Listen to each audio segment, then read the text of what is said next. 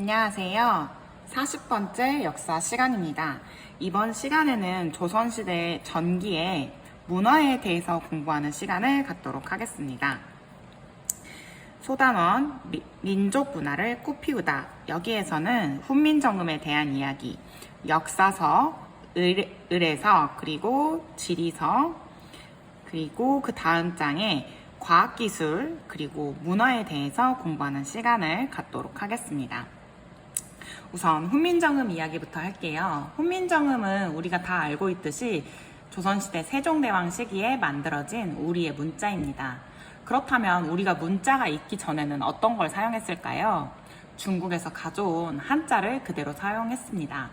한자는 여러분이 지금도 알다시피 배우기가 너무 어렵고 외워야 될 한자도 너무 많아요. 그래서 당시에도 사용하기에는 정말 어려움이 많았죠. 공부를 할 수 있는 사람들이 일부분이었고 한자는 워낙 방대했기 때문에 글을 배운다는 건 일반 사람들에겐 쉬운 일이 아니었습니다. 또한 우리말과 순서도 다르고요. 그리고 표현하는 방식이 달랐기 때문에 우리말을 그대로 한자로 적어서 표현해낸다는 것은 우리의 말과 맞지 않는 부분이 너무 많았습니다. 그래서 지배층들은 그 한자를 어떻게든 배워서 사용을 했지만 백성들은 이 한자를 사용하는데 되게 어려움이 많았던 거죠. 그래서 세종대왕은 일반 백성들이 사용할 수 있는 문자를 만들기로 생각합니다. 그래서 집현전 학사들과 오랜 기간 연구를 해서 만들어낸 게 바로 훈민정음이라고 합니다. 훈민정음은 1446년에 반포됩니다. 처음에 글자가 만들어졌을 때 지배층들은 이 훈민정음에 대해서 비판이 되게 강했어요. 일반 백성들까지 글을 사용하게 되면 자신들이 가지고 있는 기득권, 그러니까 글을 읽을 수 있었던 것도 글을 쓸 수 있는 것도 그 당시에는 기득권에 해당하는 내용이었기 때문에 기득권 중에 하나를 백성들에게 나누어주는 것과 똑같았기 때문이에요. 그래서 이 훈민정음의 반포를 거부하기도 했고 일반 백성들이 사용하는 언어라고 해서 좀 더 우리보다 수준이 낮은 언어라고 생각하고 자신들은 훈민정음을 사용하지 않고 한자를 그대로 사용하는 모습을 보여주기도 했습니다. 당시에 여자들 중심으로 한글을 많이 사용했다고 하고요. 일반 백성들 위주로도 많이 한글을 사용하게 되면서 퍼져나가게 되는데 지금은 누구나 한글을 사용하죠. 그리고 이 당시에 훈민정음은 그 나라의 정책이나 법을 백성들에게 알리는데도 엄청난 효과적인 역할을 했습니다. 글을 써서 방을 붙여놨을 때 예전에는 한자로 쓰여져 있었기 때문에 일반 백성들은 읽을 수가 없었어요. 그렇다면 정책이나 이런 부분에서 알 수 있는 방법이 없었던 거죠. 그런데 한글로 쓰여져 있게 되면 누구나 쉽게 그 내용을 읽을 수 있었기 때문에 백성들에게 이러한 내용을 알려주는데 효과적이었습니다. 또한 정부는 이런 한자가 아닌 훈민정음을 만들고 나서 왕실의 권위를 높이기 위해서 용비 어천가를 편찬하기도 합니다. 또한 이 한글을 이용해서 백성들에게 성리학적인 윤리를 알려줄 수 있는 책들도 많이 만들어내요. 그러니까 누구든지 책을 읽을 수 있게 되고 그 책을 보급함으로 인해서 많은 지식을 일반 사람들에게 알릴 수 있었던 거죠. 하지만 양반들이 이 훈민정음의 반포를 계속해서 거부하고 있었기 때문에 국가에서는 이런 훈민정음을 반포하기 위해서 여러 가지 정책을 사용하기도 했습니다.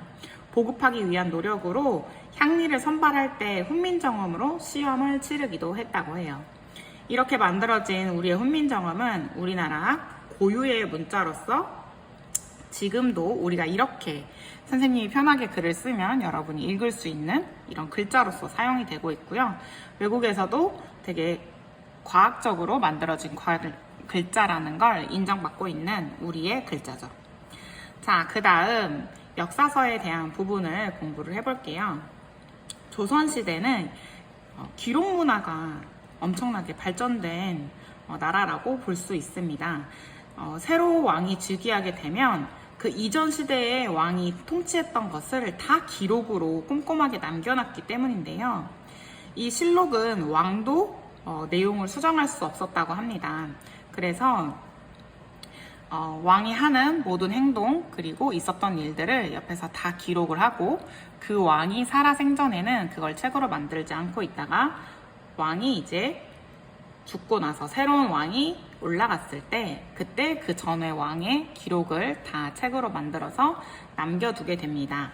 이렇게 책으로 남겨두게 되면 지금 우리가 공부할 수 있는 자료로서 남아서 이렇게 실록이라는 책으로 남겨져 있는 거죠. 그리고 왕조가 바뀌게 되면 하는 일이 하나씩 꼭 있습니다. 그 전 시대의 왕조의 역사를 정리하는 일인데요. 그 전 시대의 역사를 정리한 책이 고려사 그리고 고려사 저류입니다. 이렇게 그 전 시대의 역사를 편찬하는 이유는 새로운 국가를 만들었음, 그 고려에서 조선으로 바뀌었음을 정당화시키는 역할을 하기도 하는데요. 고려가 정말 좋고 훌륭하고 아무 문제가 없었던 국가라면 조선이 만들어질 이유가 없었을 거예요. 그런데 고려가 처음에는 정말 좋은 나라였지만 점점 시간이 갈수록 이 고려가 살기 어려워졌고 지배층들이 부패했기 때문에 우리는 다시 초기의 고려처럼 잘 사는 나라를 만들기 위해 조선을 세웠다라고 하는 정당성을 부여해 줍니다. 그래서 그 전 시대의 역사를 이렇게 편찬하는 모습을 국가에서 주도하는 모습으로 볼 수 있습니다. 그리고 동국통감이라는 책도 이 시기에 만들어지는데요. 이 책은 고려의 역사뿐만 아니라 고조선 시기부터 고려까지의 역사를 모두 정리한 책입니다. 자, 그 다음엔 의례서를 이야기해 보도록 할게요. 의례서라는 건 예의를 가르치는 책이라고 생각하면 되겠습니다. 유교적인 이념을 가진 국가인 조선에서는 이 유교 사상을 일반 사람들에게 널리 알리고 싶어 했어요. 그런데 널리 알릴 수 있는 방법 중에 하나는 책을 만드는 것입니다. 그래서 국가에서 우선 중요한 행사를 어떻게 해야 되는지를 정리해 놓은 책이 국조 오례이라는 책이 있었고요. 이거는 국가의 행사를 다룬 책이죠. 그렇다면 삼강행실도, 이것이 바로 일반 백성들에게 이 유교적인 이념을 알리기 위한 책입니다. 충신이나 효자, 연려의 이야기를 담아서 이 유교적인 사상에 입각한 훌륭한 사람들을 책으로 편찬해낸 거죠. 어떠한 행실을 하면 여러분이 효자가 될 수 있고 충신이 될 수 있고 연려가 될 수 있는지를 설명해 주는 책이라고 생각하면 되겠습니다. 그 다음은 지리서를 알아볼 텐데요. 지리서를 만드는 이유는 국가에서 지방 곳곳에 파악력을 높이고 국방에 대한 관심을 갖고 있기 때문에 이러한 지리서를 편찬합니다. 우리나라가 지형이 어떻게 생겼고 그렇다면 우리가 다른 외적의 침입으로부터 어떻게 방어를 해야 될지 이러한 전략을 짜고 그리고 이러한 지리서를 통해서 지방 곳곳까지 중앙 집권적인 체제를 강화할 수 있는 역할을 하게 됩니다. 그래서 지리서를 만들게 되는데요. 전국적인 지도였던 팔도도, 그러니까 팔도를 다 그렸던 지도겠죠. 팔도도가 있고요. 세계 지도도 이 시기에 만들어지게 됩니다. 혼일강리 역대 국도 지도라고 합니다. 그리고 세종 시기에 가면 지리서로서 세종실록 지리지 그리고 동국여지 승남이라고 하는 지리서도 만들어지게 되는데요. 여기에는 각 지방에 대한 이야기가 들어가요. 지방의 자연환경 그리고 교통 그리고 토지가 어떻게 되어 있는지 인구가 어떻게 되어 있는지 농사는 어떻게 짓는지 이러한 토지적 배경 그리고 그 자연환경적 배경을 통해서 그 지방에 있는 역사는 어떻게 전개되었는지가 나와 있는 책들이 바로 이러한 지리서입니다. 여기까지 하면 교과서 139쪽까지의 이야기를 했고요. 자, 그 다음 교과서 140쪽부터 143쪽까지의 이야기를 한번 해보도록 하겠습니다. 여기서 이야기해 볼 것은 조선의 발전된 과학기술에 대한 내용입니다. 과학기술의 발전이라는 건 나라가 부강하게 되는데 큰 역할을 합니다. 그래서 특히 세종시대에 여러 가지 과학기술이 많이 발전되는 모습을 보여주게 되는데요. 하나씩 차근차근 살펴보도록 할게요. 우선 태조 시기에는 천상열차 분야 지도라는 지도를 만들게 되는데요. 이것은 고구려의 천문도를 바탕으로 만든 지도입니다. 이거는 한마디로 천문, 하늘을 관측하는 건데요. 하늘을 관측하는 이유가 무엇일까요? 하늘을 관측하는 것은 왕권의 권위와 연결이 됩니다. 하늘에서 비도 적절한 시기에 내려주고 햇빛도 적절한 시기에 잘 비춰주고 그래서 농사가 풍요롭게 이루어지면 하늘에서 우리 왕을 잘 인정하고 있다는 뜻이 됩니다. 그래서 우리는 우리의 훌륭한 왕 아래서 보호받고 있다는 생각을 가지게 되죠. 그런데 천문현상이 이상현상이 일어나면서 가뭄이 들거나 폭우가 내리거나 그래서 농사를 말아먹게 되면 한마디로 이 탓이 왕의 탓으로 됩니다. 그래서 천문현상이 나타나는 모습을 관찰하고 그것을 기록으로 남기고 연구하려고 했던 노력이 나타나게 되는 거죠. 세종 시기에 가면 천체 관측기구를 많이 만들게 되는데요. 혼천이, 간이 이러한 것들을 만들어서 이러한 하늘을 관측하는 데 도움을 주는 기구들을 만듭니다. 또한 태양을 이용해서 그리고 물을 이용해서 시간을 측정하는 기구도 만들게 되는데요. 해를 이용한 앙부일구, 물을 이용한 자경루 같은 시계들을 만들어내게 됩니다. 그리고 한양을 기준으로 한 최초의 역법을 이 시기에 만들게 되는데요. 그게 바로 칠정산입니다. 우리는 그 전까지 역법이라고 하면 중국의 역법을 빌려왔습니다. 역법이라고 하는 건 한마디로 달력이에요. 그러니까 다른 나라에 맞는 달력을 사용했는데 지금부터는 우리나라를 기준으로 한 달력을 사용했다고 생각하면 되겠습니다. 또한 과학기술의 발전은 이제 농업기술의 발전으로도 이어지게 됩니다. 강우량을 측정하는 측우기를 통해서 농사를 지으려면 비가 얼만큼 왔고 얼만큼 필요했고 이런 것들을 다 기록으로 남길 수 있는 기반을 마련하게 됩니다. 그리고 또 농사법을 담은 책을 만들게 되는데요. 그게 바로 농사직설입니다. 농사직설을 통해서 우리나라 실정에 맞는 농사법을 이용해서 농산물의 생산량을 극대화시키기 위해 많은 노력을 했던 거죠. 그 다음엔 금속활자의 모습을 볼게요. 금속활자라는 것은 책을 만드는 기술이라고 생각하면 이해하기 쉽습니다. 개미자, 갑인자라는 금속 활자를 만들어서 인쇄를 할 수 있게 개발을 한 것입니다. 인쇄의 기술이 만들어지게 되면 책을 많이 만들어낼 수 있게 돼요. 그 전에는 책을 만들려고 하면 일일이 한 사람이 손으로 써서 책을 필사를 합니다. 그리고 나서 그게 책 한 권이 되는 거였어요. 사람이 쓰는 거다 보니까 책을 만드는 개수가 당연히 한정되어 있을 거고 책을 많이 만들 수 없겠죠. 그렇기 때문에 책을 가지고 있는 것 그리고 책을 읽을 수 있는 것조차 기득권의 권리가 되는 시기였습니다. 그런데 인쇄술이 발전하게 되면 기계를 통해서 이러한 책을 만들어낼 수 있게 되고 책의 보급량이 많이 늘어나겠죠. 그러면 사람들은 그 책을 많이 읽을 수 있게 됩니다. 책을 많이 읽을 수 있게 된다는 건 여러 사람들의 지식 수준이 올라간다는 것을 뜻하고 지식을 가지고 있는다는 것은 여러분은 지금 지식이 넘쳐나는 사회에 살고 있어서 잘 모르겠지만 지식이라는 건 권력이 되기도 합니다.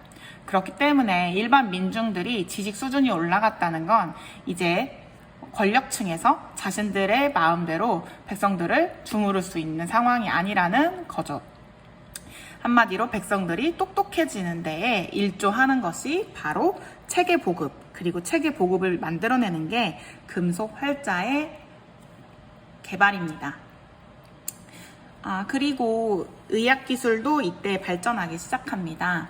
그래서 우리나라에서 나는 약재를 통해서 치료할 수 있는 책을 만들게 되는데요. 향약 집성방입니다. 그리고 의학 백과사전인 의방유치라는 책도 만들어지게 됩니다. 또한 우리나라의 과학기술로 우리나라를 지켜야겠죠. 국방력을 강화하기 위해서 화포를 개량하고요. 신기전이나 화차 같은 새로운 무기도 만들어지게 됩니다. 신기전 같은 경우에는 당시에 획기적인 국방력에 도움을 주는 기구였기 때문에 영화로도 제작이 되었습니다. 그 다음에 양반 중심의 문화에 대해서 살펴보도록 할게요. 지배층들이 문화를 이끌어 나갑니다. 일반 백성들은 먹고 살기 힘들었기 때문에 생활에 여유가 없어서 문화를 누릴 수 있는 기회가 많지 않았습니다. 그래서 조선 전기까지 그리고 조선 중기가 있을 무렵까지는 양반 중심의 문화를 이루는 게 바로 조선의 특징입니다. 하지만 임진왜란이 지나고 나서 조선 후기에 접어들게 되면 양반 중심의 문화에서 서민 중심의 문화로 바뀌는 게 또 하나 조선의 특징이기 때문에 지금 전기의 양반 중심 문화의 특징을 잘 알아보고 후기에 비교할 수 있었으면 좋겠습니다. 조선 전기에는 양반들이 중심이 된 문화였기 때문에 그들은 어떤 글자를 쓸까요? 한자를 사용했죠. 그래서 한자를 이용한 시문을 만드는 것, 그게 바로 이들의 문화 중에 하나였습니다. 그러한 시문을 모아서 동문선이라는 책을 만들어냈고요. 이들은 사대부를 중심으로 이제 그림을 그리는 걸 좋아합니다. 그래서 양반들은 앉아서 책 읽고 그림 그리고 이러한 문화를 자기들끼리 만들어내는데요. 사대부들은 대표적으로 사군자나 산수화를 많이 그렸다고 합니다. 그 중에서 이제 유명하게 남아있는 두 가지가 우리 교과서에 남아있는데요. 141쪽에 그 그림이 있습니다. 강희안이 그렸다고 하는 고사관수도 그리고 안견의 몽유도원더가 이렇게 나와 있습니다. 그 다음은 자기에 대해서 알아보도록 할 텐데요. 자기, 한마디로 도자기죠. 우리 도자기 하면 배웠던 도자기가 있습니다. 어떤 도자기가 떠오르나요? 고려시대에 청자가 떠오를 거라고 생각해요. 안 떠오르는 친구들 없죠?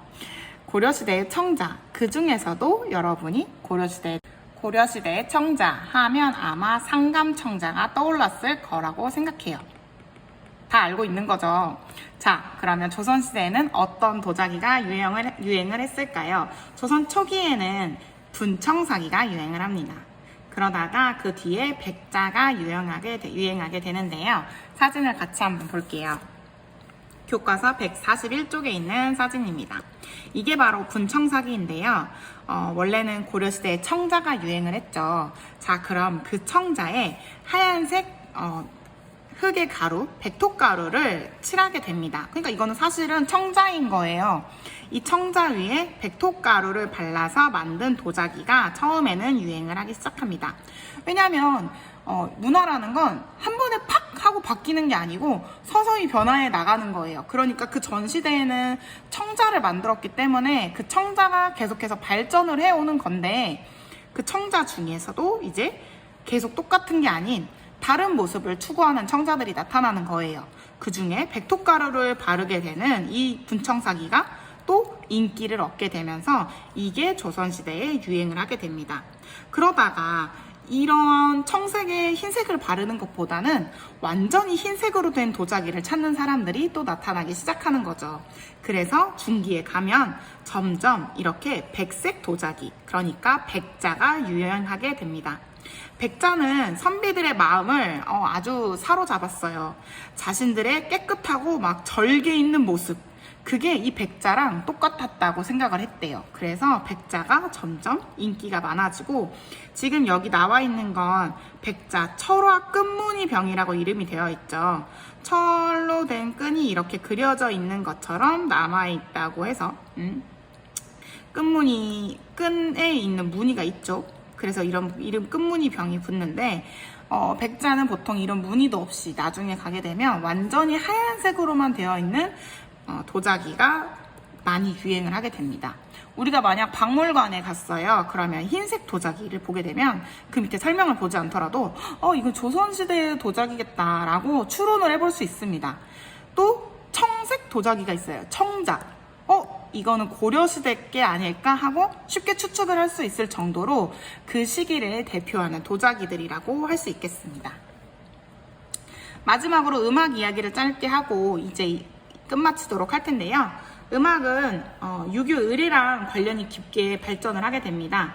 궁중에서 행사를 할 때 아악을 사용하는데 그것을 정리하게 되는 게 바로 박연이라는 사람이 정리를 하게 되고요. 성현이라는 사람은 궁중 음악을 그림으로 설명하게 되는 악학 개념을 만들게 되었습니다. 한마디로 어떻게 궁중 음악을 해야 되는지를 설명하는 책이라고 생각하면 되겠죠. 자, 여기까지 공부하면 조선시대의 문화에 대해서 공부를 했습니다. 지금까지 공부한 내용을 바탕으로 과제 중단원 확인하기 143쪽을 해결해 주세요. 오늘 이야기가 길었습니다. 유익한 시간이 되었으면 좋겠어요. 그러면 안녕.